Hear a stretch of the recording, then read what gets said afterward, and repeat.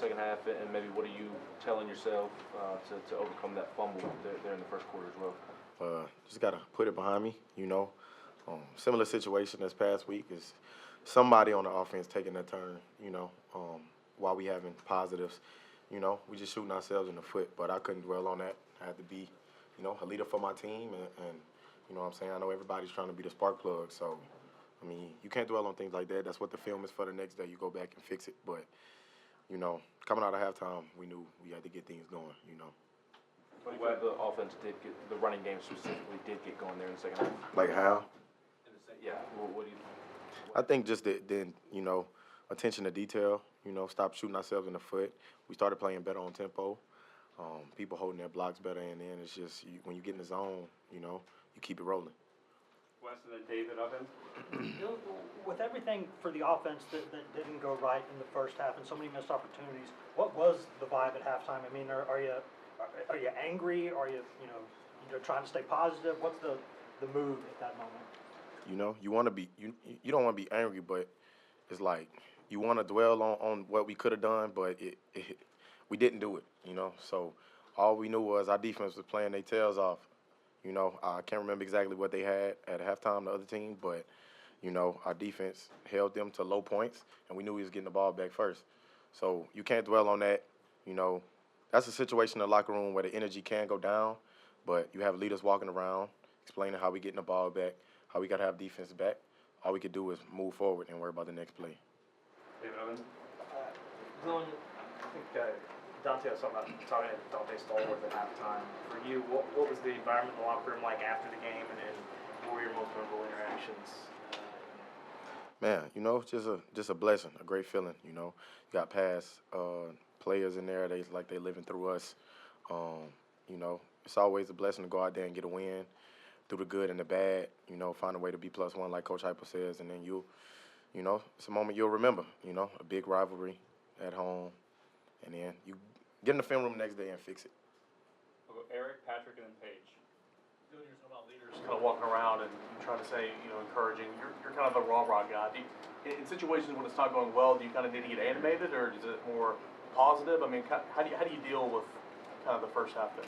Well, the main thing is you got to be able to deal with yourself first before you could try to, you know, express it to other people too. You know, I have to be in the right mindset with myself. Make sure I'm ready to go. Make sure I'm bouncing back from plays that didn't go right before I try to, you know, lead other people, you know. So my thing is just stepping back and resetting with myself first, and I don't have to be animated, you know. I feel like I have a good sense of what people need, and I know my players, you know, I know my teammates, and I know how to approach different people. You know, everybody is different. So that just comes from spending time with your teammates and just learning them. But, you know, something reciprocated, you know, something got going, and there was still a lot of missed opportunities out there, but, you know, we found a way. Patrick. Dylan, you guys as a whole offense obviously need to bounce back. Nico as well. What did you see from him, kind of just navigating the ups and downs of the game? Yeah, made a lot of good, you know, plays. You know, scrambling, throwing the ball down the field.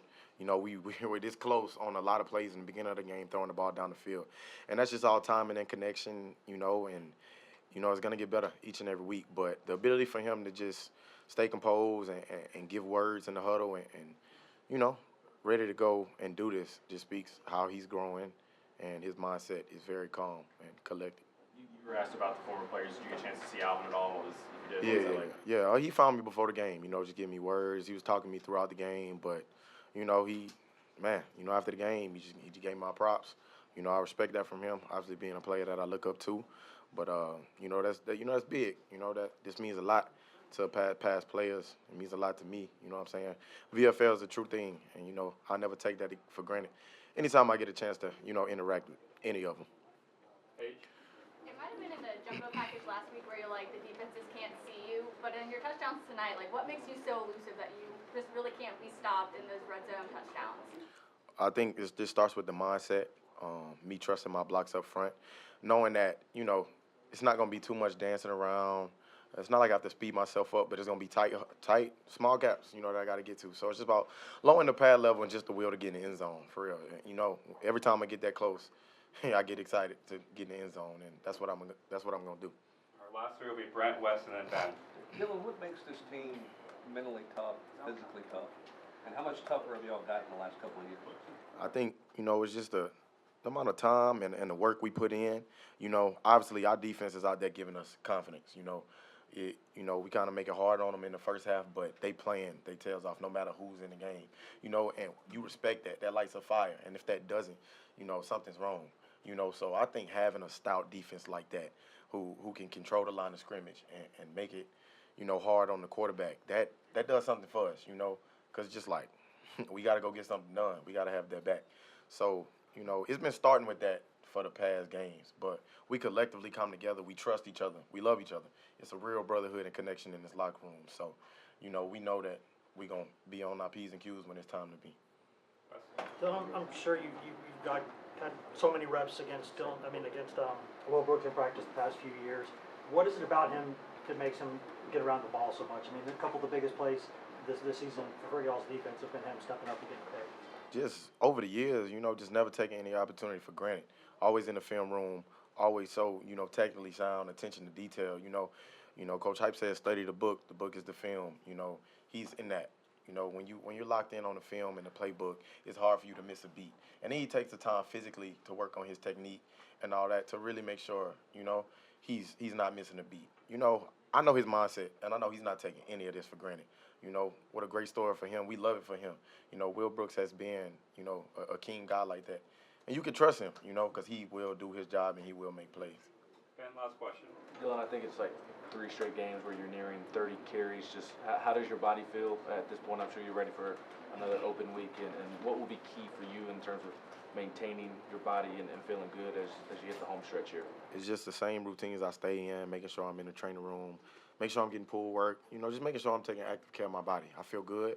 Obviously, there are nicks and bruises from every game, but, it's always a blessing to, put one foot in front of the other and walk after a game, and I'll never take that for granted through the good and the bad. So whatever I can to make sure I'm at my healthiest so I could be able to finish games, be able to finish the fourth quarter is, basically the point I'm at, so whatever they need from me, I'm going to make sure I'm putting myself in the right position to do that.